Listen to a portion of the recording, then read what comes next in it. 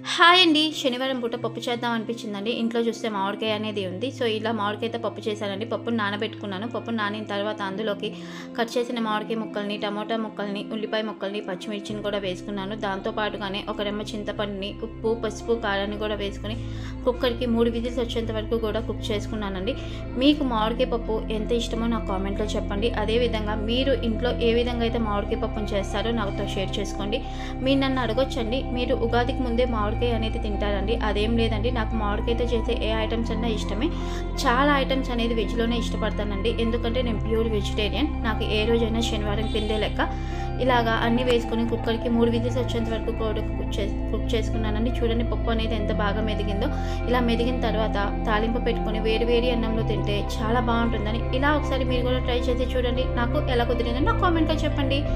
అలానే నా ఛానల్‌ని సబ్స్క్రైబ్ చేసుకోవడం మర్చిపోకండి. Bye bye.